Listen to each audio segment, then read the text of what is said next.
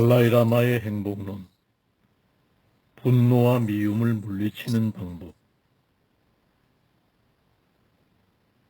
일반적으로 고통을 주는 감정, 즉 부정적인 감정에도 여러 종류가 있습니다.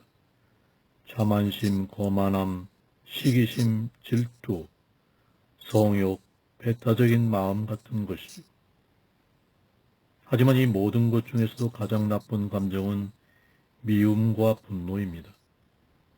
왜냐하면 이 감정들은 자비심과 이타적인 마음을 갖는데 가장 큰 장애물이 되고 인간의 가치와 마음의 평화를 파괴하기 때문입니다. 먼저 분노를 생각해보면 분노에도 두 종류가 있습니다. 첫 번째 분노는 긍정적일 가능성이 있습니다. 그것은 분노를 가진 사람의 동기 때문입니다. 인간은 자비심과 책임감 때문에 분노할 수 있습니다. 자비심이 동기가 되어 분노가 일어나는 경우에 그것은 긍정적인 행동을 위한 자극이나 계기가 될 수 있습니다. 이런 상황에서 분노와 같은 감정은 재빨리 행동하게 만드는 힘으로 작용할 수 있습니다. 사람이 빠르고 단호하게 행동하는 힘을 만들어내는 것입니다.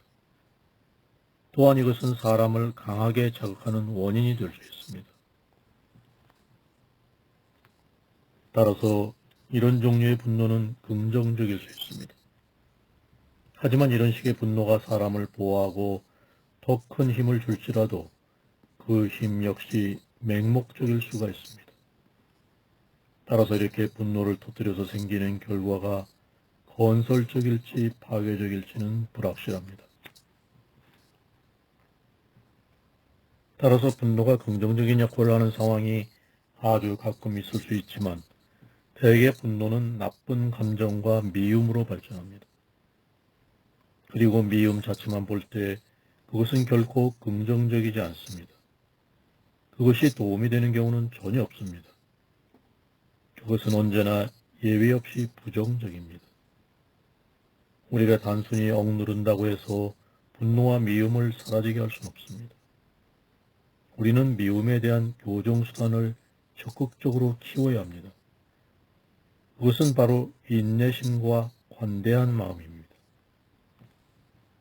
우리가 앞서 말한 대로 인내심과 관대한 마음을 키우는 데 성공하려면 그것을 얻으려는 강한 열망을 가질 필요가 있습니다.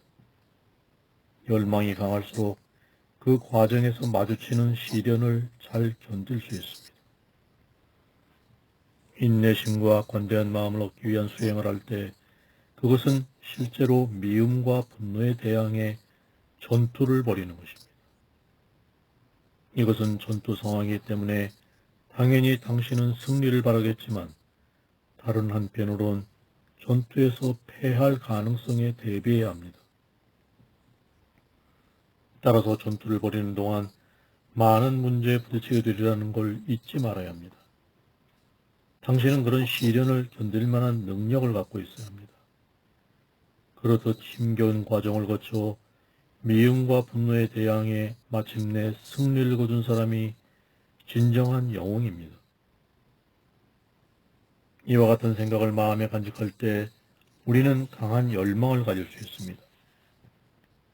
열망은 관용과 인내가 주는 유익한 영향과 분노와 증오심이 주는 파괴적이고 부정적인 영향에 대해 배우고 명상할 때 생겨납니다.